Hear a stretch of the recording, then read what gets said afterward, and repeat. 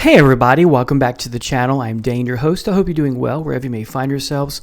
Welcome to another video, and I'm happy to announce this is the first video in a new series that I'm starting this new year, this wonderful new year, 2025. And this playlist, this series is called Live Album Euphoria.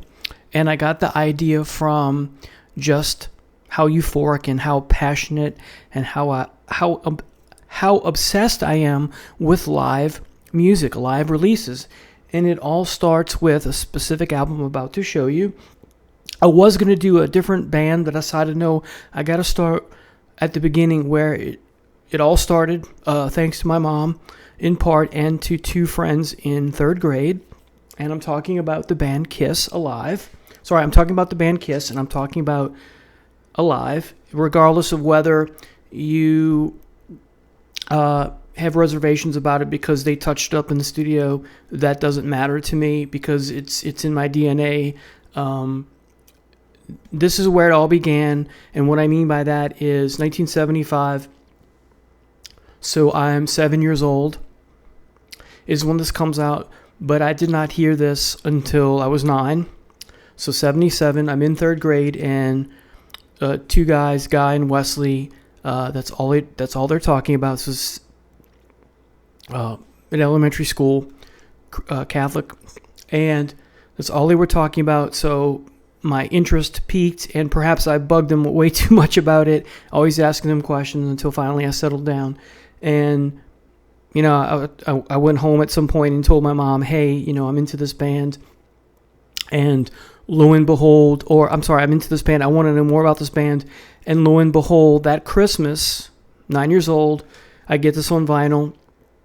So let's open it up and take a look. I wish I still had it on vinyl. I almost bought it on vinyl just for nostalgic purposes, but I don't own a turntable, not yet. And it's like I don't know, $48 at the Barnes & Noble. So you open it up, you get the track listing and this mesmerizing logo. And of course, you get these wonderful photos, some of the best Kiss photos of all time with regard to the members. Then you get these wonderful photos. Then you get, I don't care for the Paul Stanley photo at all, but I love that Ace Frehley photo. Excuse me. And then you get this. Then you get the notes, which are a bit silly, but Gene's is silly and so is Peter's, but, they're all silly except for maybe Ace. They're all silly, let's face it. And then you get this wonderful back cover playing at Cobo Hall, right? And much of these videos, the idea is to remain unscripted, so no notes, just speaking from the heart, and to talk about not only the music, but the memories that go with them, that sort of thing.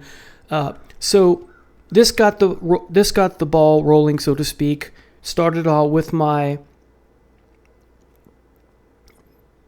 rabbit hole, if you will, descent into exploring heavier music, because it wasn't until this that I moved away, or rather not so much moved away from listening to pop music, but added more heavier music to my palette, if you will. So I was listening mostly, my mom growing up, huge music fan. In addition to getting me this for Christmas when I'm 9 years old, she got me this turntable, and it had this 3-partition thing. You had the front panel and the 2 side panels where you could pretend to be a DJ, and that one, she added that to my phonograph. I got that for my birthday or Christmas, and you can make a list of your top 10 songs, and perhaps foreshadowing myself as a creator. And so I like to make lists. Hey, you can see that from this channel. And so I would spend hours on end pretending to be a DJ, as a 9, 10, 11-year-old, that kind of thing. And, spin music in my room, and not too loud, so I don't annoy Michelle, my sister. So very cool indeed. Thank you, Mom, for all those wonderful gifts. My love of music comes from both of my parents, but especially my mom. I've said before that as we're getting ready for school, my mom always had music on in the house in the morning, and that's how I got into all this wonderful music. Journey, Cream, the list goes on and on. Moody Blues, that kind of thing. And so on the way to school, which wasn't more than a 4 or 5 minute drive, listen to the radio. High school, a little bit of a longer drive, maybe 10, 12 minutes, listening to the radio on the way, sort of hear new things, or some of the things, going to the mall, driving us to the mall. Mom would always have the radio on. My mom would always win albums, top 50 albums of the year, top 145s of the year, and we divvy it up, the family would. Sometimes we fight over it. So again, getting this for Christmas, what a treat. And then my mom took me to get, probably within the same, time frame, get thereabouts, to buy the first 3 albums in one package called The Originals, all 3 first studio albums. And I remember close to where the University of New Orleans is now, they had a record store called Peaches. It sold, great stuff, and that's where I got it. My mom got that for me. And then later on, my grandfather bought me Rock and Roll Over, not when that first came out, in the Lake Forest Plaza, which is a mall that doesn't exist in New Orleans East anymore. So this album, again, adding heavier music to my palette, if you will, because I was listening to a lot of pop. I was listening to the Beatles. I was listening to Chuck Berry. I was listening to, that's pop/rock in some areas, more rock than pop. But I was listening to Leo Sayer, Boz Scaggs, kind of some light stuff like the 70s iteration of Fleetwood Mac with Buckingham Nicks, Rumors and Fleetwood Mac. Those 2 albums, those wonderful 2 pairs. So if we talk about the music now, everything on here is gold. Platinum, really, if you get the pun. This came out in 1975, and as I said, and this is going to be 50 years old sometime this year. And I don't know the month that it came out. I'd have to look that up. So I don't have that information. As I said, just not coming in scripted for these videos for the most part. So if you look at side 1, if you're talking about vinyl, you get Deuce, you get Strutter, you get Got to Choose, Hotter Than Hell, and then Firehouse. One of the best, if not the best, side 1s in all live music. Deuce with that amazing, Deuce and Strutter both have, a similarity in just the sense that you have, it's upbeat, but yet not too playful. It's not too upbeat. There's a seriousness there. They're both songs about, wanting, to be in a relationship, however long or short, with a particular female. Deuce is Kiss's answer to Love Me 2 Times by the Door, because it's about, having intercourse twice in one day kind of thing. If a man's working hard, he's worth a deuce twice, right? And then Strutter is Paul singing about a woman who struts down the street, kind of think of a female version of, is it Tony from Saturday Night Fever? And sometimes she lets you walk beside her, sometimes she'll pass you by, right? Those are the lyrics, great song. And then Got to Choose, the relationship song, you can't be his and still be mine kind of thing. We can relate to that. Hotter Than Hell, a woman who's smoking with respect to her good looks and her body. All great tunes. And then Firehouse, Get the Firehouse, very similar in theme to Hotter Than Hell, because she sets my soul on fire. Another, it's a song about a good-looking woman, right? All right, so, and then you get side B on vinyl. You get Nothing to Lose, Come On and Love Me, Parasite, and She. Nothing to Lose, I won't talk about the lyrics because it's a little too graphic, but this is one of Gene's best songs. Come On and Love Me, Paul on vocals, what a great song, although the lyrics at first are a little cheesy. She's a dancer, a romancer, I'm a Capricorn, she's a Cancer. That's a little cheesy, but beside that, great song. And then we get to one of my favorite songs of all time. I think, correct me if I'm wrong in the comments, Ace Frehley came up with the bass lines for this song, and the guitar is exquisite here from Ace. That's just a great song. Makes me think of the cover. There was a thing where Ace would stick his leg underneath jeans and he would just jam out, kind of thing. So Parasite, what a great song, one of my favorites. Some amazing riffage from Freely. The whole song the whole gang is on fire here with that song. The just great. Then you get to disc 2 or side C, if you're talking vinyl. You get Watching You, 100,000 Years, and Black Diamond. Watching You, probably my least favorite song on this album. It's a good song, but not a great one. I do like it, though. I love 100,000 Years, including the drum solo from Peter. 100,000 Years, some great lyrics from the sense that they're fun. Must have been a bitch when I was gone, right? Did I get the lyrics right? I'm sorry to have waited so long.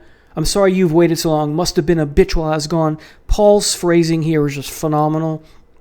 And then you get to the closer of side C on vinyl is Black Diamond. You have this light and shade. You have a wonderful acoustic intro. I'm getting chills. Just look at that hair. See, just talking about the song. This is why I do this channel, because I'm so passionate about music. One of the reasons, anyway, the big reason, and want to share that with you. And so, Black Diamond, you get out on the street on a living. Things have only begun. And then it takes off from there, right? And you have, the wonderful duet between Paul and Peter. Other way around, Peter starts it off first. And even the unplugged version is wonderful. This is the better version. This is the definitive version. But I love when Paul banters in. The acoustic part is done on, the unplugged album. And he goes, this is where it gets rough. And then it kicks in. It's just great. So Black Diamond is a marvel here. Then we get to side D if we're talking about vinyl. Black Diamond and Rock Bottom comes next. Those are two of my favorite songs by Kiss, if not my two favorite. Rock Bottom begins with a classical piece. I'm trying to remember where it was borrowed or parts of it lifted from. But what a great intro. And then it kicks in very similar to Black Diamond in the sense that you have that light and shade going on. Then you get another Gene song with Cold Gin. This is one of the best Gene Simmons-led songs of all time. I do like it.